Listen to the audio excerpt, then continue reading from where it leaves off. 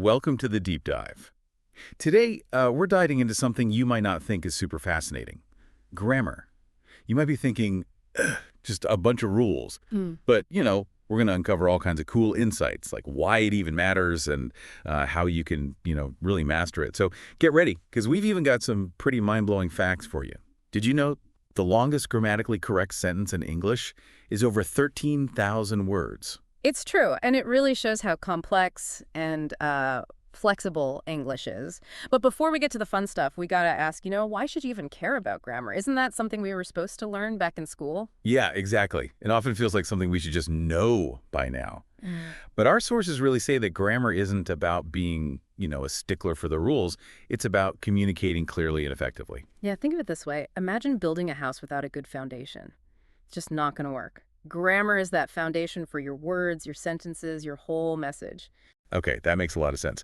But I think a lot of people get tripped up because the rules just feel like a jumbled mess. Like, why is fish not fishes when it's plural? And don't even get me started on who versus whom. Oh, yeah, you're right. English is kind of famous for being, a rule breaker.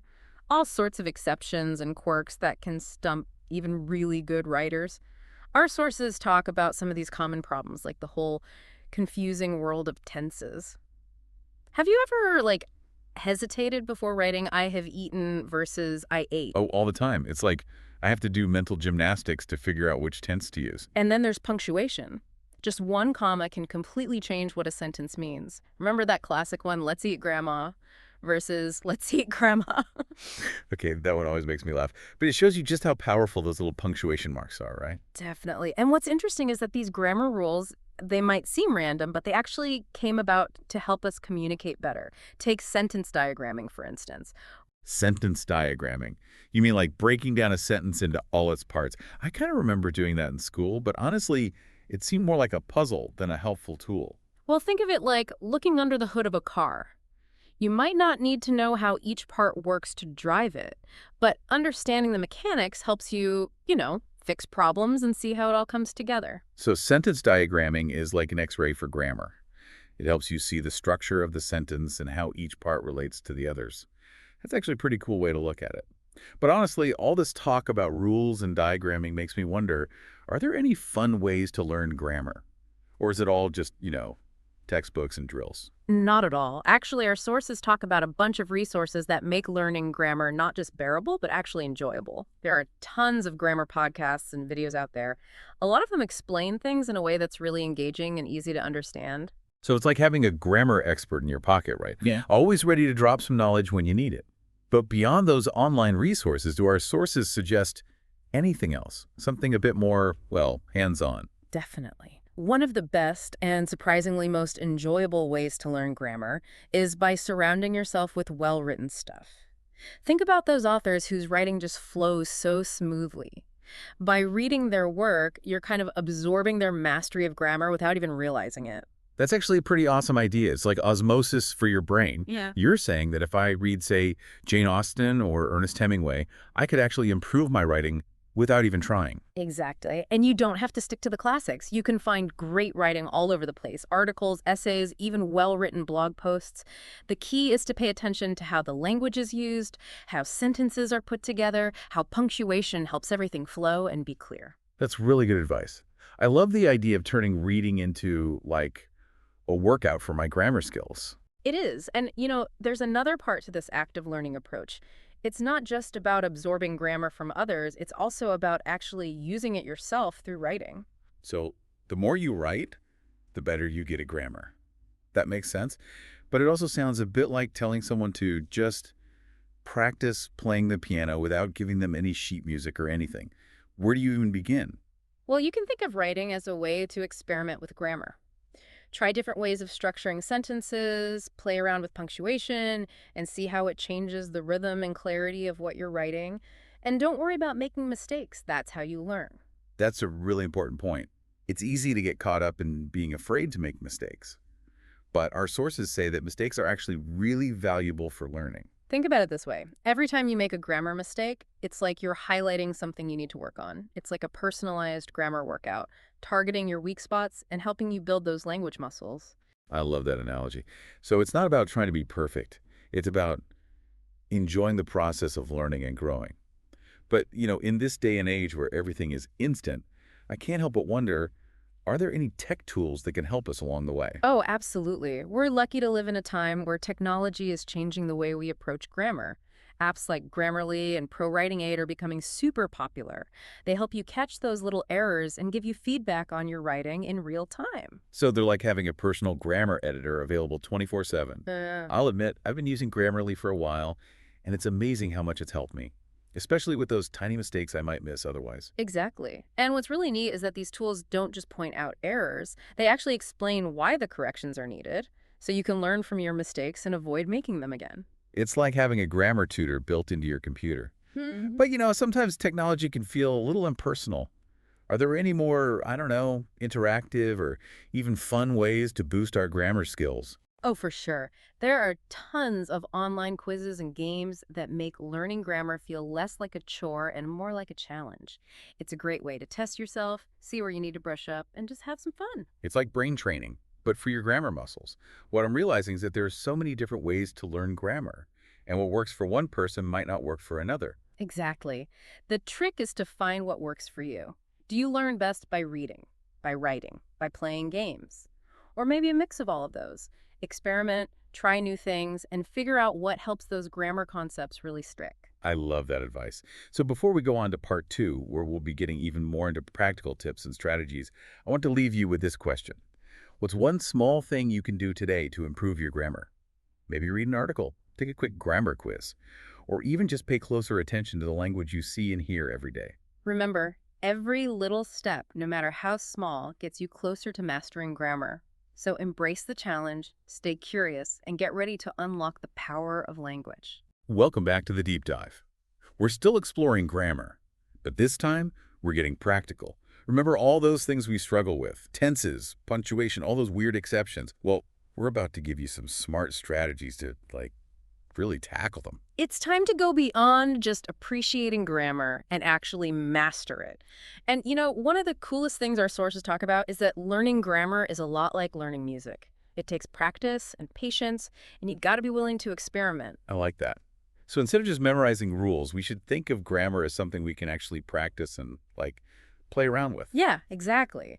Just like a musician practices scales and chords, we can practice grammar by doing writing exercises, sentence diagramming, even word games. It's about making it an active part of your life, not just something you study from a book. Okay, I'm starting to see how this could be more fun than I thought.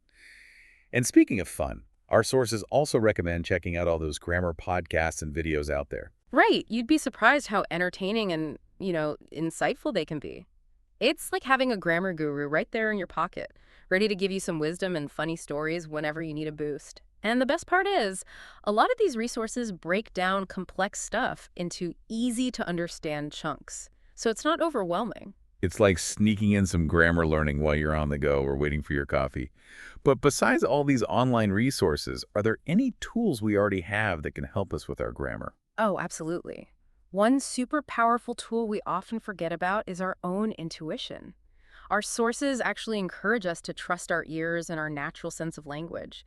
We often just feel when something sounds right, even if we don't know the exact grammar rule. It's true. Sometimes I just know a sentence sounds wrong, even if I can't explain why. That's your inner grammar sense working.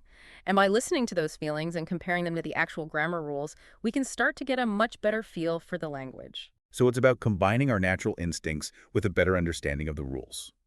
I like that. It feels less like memorizing stuff and more like actually becoming fluent in grammar. But what about making mistakes? I think a lot of people, me included, get so worried about messing up that it stops us from even trying. That's a really common fear. But our sources suggest we look at it differently.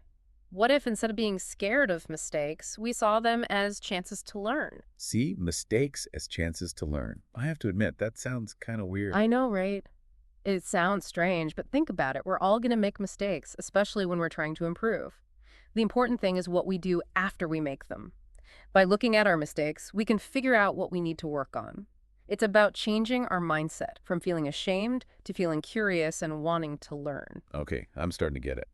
Instead of beating ourselves up over mistakes, we can use them to actually become better communicators. Exactly. And this brings us to another important point our sources make finding a way to learn that works for you. Not everyone learns the same way.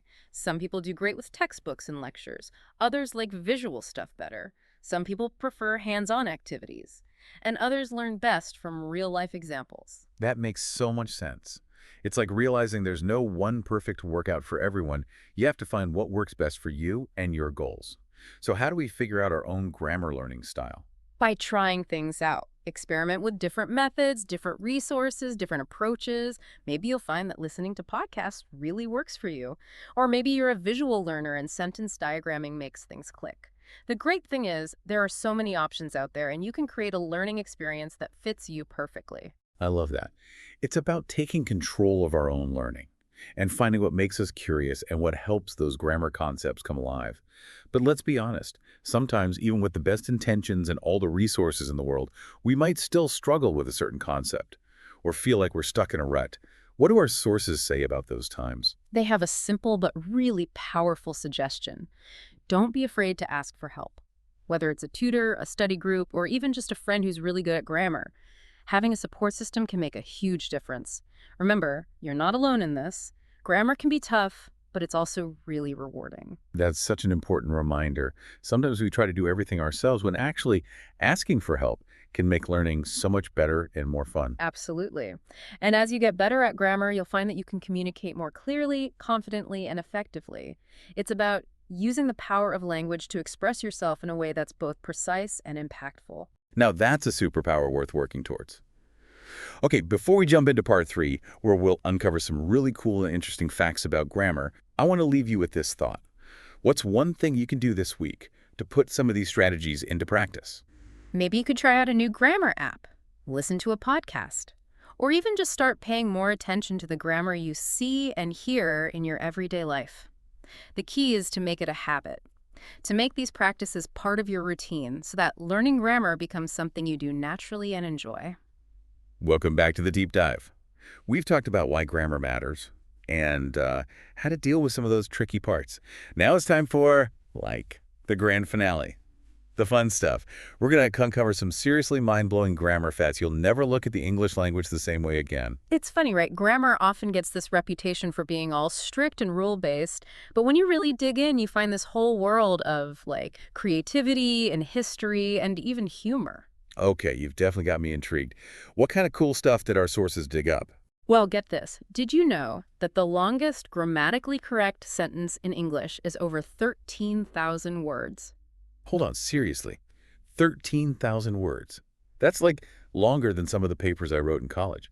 Where do they even find a sentence that long? It's from a novel by William Faulkner. It really shows you what's possible with English. It's this incredible feat of punctuation and sentence structure.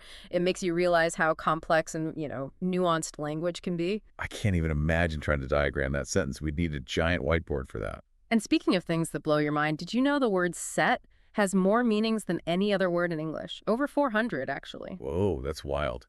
Set never seemed like such a flexible word. It's like words are these little chameleons, always changing depending on how you use them. Exactly. It shows how dynamic language can be. And speaking of dynamism, one of the things our sources point out is that grammar itself isn't fixed.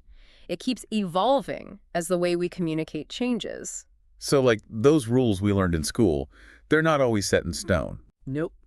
Language is alive, It's shaped by culture, by technology, even by social media. Think about it. New words and phrases pop up all the time. Punctuation rules are changing because of how we communicate online.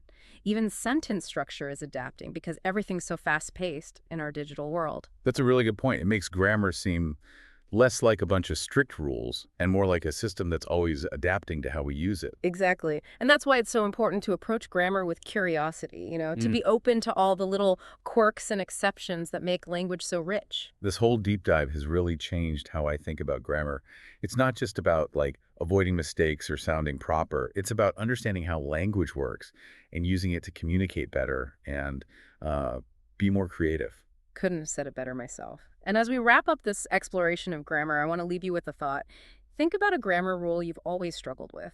Now that you have all these new insights, is there a different way you could approach it, using some of the tips we've talked about? That's a great challenge. It's all about taking what we've learned and actually using it, experimenting, exploring, and finding the joy in mastering grammar. And remember, you're not alone on this journey. We're all constantly learning when it comes to language. So embrace the challenge, stay curious, and keep exploring this amazing world of grammar. We hope you enjoyed this deep dive into the world of grammar. Until next time, happy communicating.